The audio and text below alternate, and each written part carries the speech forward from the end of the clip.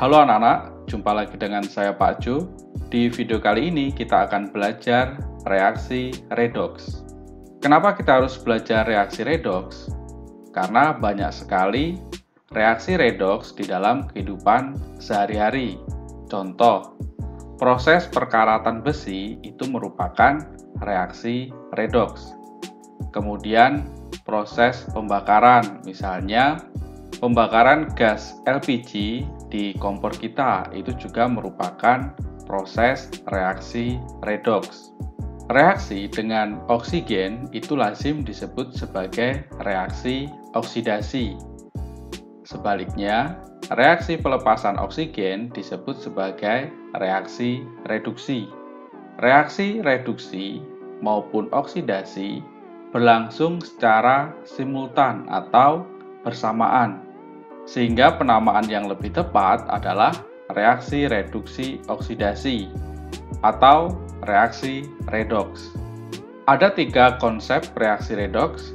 Yang pertama, oksidasi reduksi sebagai pengikatan dan pelepasan oksigen. Reaksi oksidasi itu reaksi pengikatan oksigen. Sedangkan reaksi reduksi adalah reaksi pelepasan oksigen. Kita lihat contoh reaksi redoks berdasarkan pelepasan dan pengikatan oksigen. Reduksi biji besi hematit oleh gas karbon monoksida. Awalnya Fe mengikat oksigen Fe2O3. Setelah mengalami reduksi, Fe menjadi sendirian. Artinya, Fe2O3 menjadi Fe itu mengalami reduksi. Reduksi tembaga 2 oksida oleh gas hidrogen. Awalnya Cu berikatan dengan O, kemudian bereaksi dengan H2 membentuk Cu. Artinya Cu mengalami reduksi, melepas oksigen. Contoh reaksi oksidasi. Besi mengalami perkaratan, awalnya Fe, kemudian menjadi Fe2O3. Oksigennya bertambah, maka besi mengalami oksidasi. Kemudian pembakaran gas propana atau gas yang terdapat di tabung LPG. C3H8 dibakar menghasilkan CO2. C3H8 awalnya tidak mengikat oksigen menjadi mengikat oksigen. C-nya mengikat oksigen, H-nya juga mengikat oksigen, maka mengalami oksidasi. Konsep redoks yang kedua adalah sebagai pelepasan dan penerimaan elektron. Reaksi oksidasi itu reaksi pelepasan elektron. Sedangkan reaksi reduksi adalah penerimaan atau penyerapan elektron. Berikut adalah contoh reaksi redoks berdasarkan konsep penyerahan dan penerimaan elektron. Ca akan memberikan 2 elektron ke S, maka Ca setelah memberikan 2 elektron menjadi bermuatan 2+, sedangkan S setelah menerima 2 elektron dari Ca menjadi bermuatan S2-. Yang memberikan elektron Ca itu mengalami oksidasi dari Ca menjadi Ca2+. Sedangkan yang menerima elektron itu mengalami reduksi dari S menjadi S2-. Yang mengalami oksidasi itu disebut sebagai reduktor, yaitu Ca. Ca sebagai reduktor yang menyebabkan S mengalami reduksi, sedangkan S yang mengalami reduksi itu disebut sebagai oksidator. Jadi oksidatornya adalah S, sedangkan reduktornya adalah Ca. Ca mengalami oksidasi karena memberikan elektron, sedangkan S mengalami reduksi karena menerima elektron. Konsep reaksi redoks yang ketiga, oksidasi reduksi sebagai pertambahan atau penurunan bilangan oksidasi. Reaksi oksidasi terjadi kenaikan bilangan oksidasi, sedangkan reaksi reduksi adalah terjadi penurunan bilangan oksidasi. Untuk konsep yang ketiga ini, kita harus terlebih dahulu mengetahui apa itu bilangan oksidasi. Bilangan oksidasi merupakan besarnya muatan yang diemban oleh suatu atom dalam senyawa jika semua elektron ikatan didistribusikan kepada unsur yang lebih elektronegatif. Berikut adalah aturan dalam menentukan bilangan oksidasi. Yang pertama, unsur bebas memiliki bilangan oksidasi atau Bilox sama dengan 0. Fluorin memiliki bilangan oksidasi -1 untuk semua senyawanya. Bilox unsur berbentuk ion tunggal sama dengan muatannya. Bilox H umumnya +1, kecuali dalam senyawa logam hidrida. Nilai Bilox H sama dengan -1. Bilox O umumnya -2, kecuali dalam OF2, O bernilai +2. Di dalam senyawa peroksida, nilai O sama dengan -1. Di dalam superoksida, nilai O sama dengan -0,5. Bilangan oksidasi logam selalu bertanda plus. Logam golongan 1A nilainya +1. Logam golongan 2A nilainya +2. Al +3, Zn +2, Ag +1, Fe +2 atau +3. Dan logam lainnya selalu bernilai positif. Jumlah Bilox unsur-unsur dalam senyawa harus sama dengan 0. Jumlah Bilox unsur-unsur dalam ion poliatom sama dengan muatannya. Berikut adalah contoh menentukan bilangan oksidasi dari unsur-unsur berikut. Yang pertama adalah H2. H2 nilai bilangan oksidasinya adalah 0 karena H2 termasuk ke dalam unsur bebas. Total bilangan oksidasi dalam suatu senyawa harus sama dengan 0. Artinya 2 dikali bilangan oksidasi Fe ditambah 3 dikali bilangan oksidasi O sama dengan 0. Kita ketahui nilai bilangan oksidasi O itu sama dengan -2. Maka 2 dikali Bilox Fe ditambah -6 sama dengan 0, sama dengan +6, sehingga nilai bilangan oksidasi Fe sama dengan +6 dibagi 2, yaitu +3. Selanjutnya H2S2O7. Totalnya harus sama dengan 0. Kita ketahui Bilox dari H adalah +1, maka 2 dikali +1 ditambah 2 dikali Bilox S kita tidak tahu, ditambah 7 dikali Bilox dari O adalah -2 harus sama dengan 0. Plus 2 ditambah 2 dikali S ditambah -14 sama dengan 0. 2S sama dengan +12, sehingga Bilox S sama dengan +6. Kemudian yang D, Cr2O7 2-. Ini merupakan ion, sehingga total bilangan oksidasi harus sama dengan muatan ionnya.